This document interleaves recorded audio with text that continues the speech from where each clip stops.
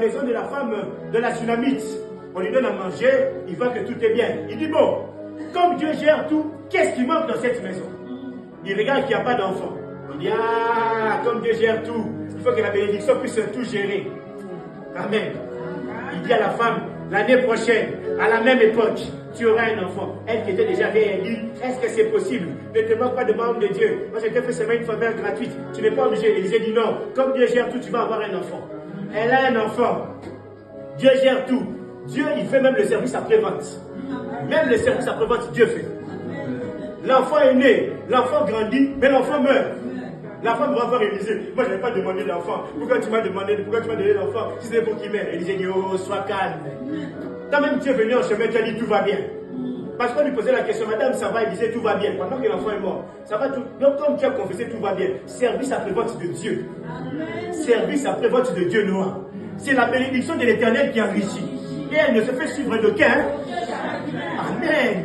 Donc, le service après-vente est aussi assuré.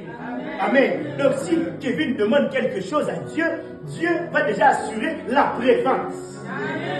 Je parle à quelqu'un. Donc elle vient voir Élisée et dit, oh non, moi Olivia, mon nom est Élisée dit, calme-toi. Amène-moi chez l'enfant. On part là-bas. Il arrive à l'enfant, il dit, bon, c'est juste ça. Oh, mais c'est un petit problème. Allez, on se couche chez l'enfant, on prie sur l'enfant. Allez, le petit, réveille-toi, on le réveille à sa mère. Service après-vente, hein? Je parle à quelqu'un. Amen. Et mon Dieu surviendra pleinement à tous vos besoins. Et la suite c'est quoi? Il le fera selon sa glorieuse richesse. Oh, la richesse est finie de Dieu et Dieu le fera selon sa glorieuse richesse. Qui se manifeste en qui? Écoutez la suite. En qui? Il faut dire ça très fort tous ensemble. En qui? Non, non. Lisez comme c'est écrit. Qui se manifeste en qui? Mais lisez, c'est manifeste en qui? Lisez la référence, Philippiens 4, 19. Moi j'ai lu la version semaine. Dans la version qui se manifeste en qui? En Jésus-Christ. Mais oui, maman Pauline la seule qui l'a dit. Vous, dites-le bien. Qui se manifeste en qui? En Jésus-Christ.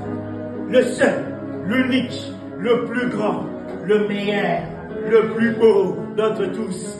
Le plus beau parmi 10 000, le roi des rois, le seigneur des seigneurs, l'homme de Galilée, le soleil de justice, l'alpha et l'oméga, le lion de la tribu de Judas, l'agneau de Dieu qui ôte le péché du monde, celui qui est assis à la droite du Père, le Fils bien-aimé, le germe, le Verbe incarné, celui qui était là depuis le début, celui qui jouait même avec le globe terrestre, Jésus-Christ de Nazareth, Yoshua Mashiach, le Messie, c'est de lui dont il s'agit.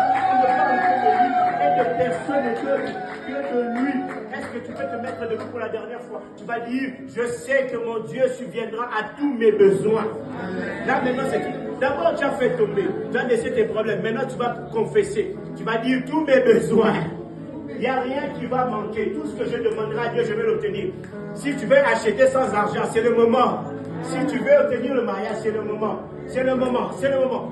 Fais cette prière avec assurance. Dis, mon Dieu subviendra à tous mes besoins. Prends la position qui te convient. Moi, je vais d'être debout. Mais je sens qu'il y a des personnes qui veulent même être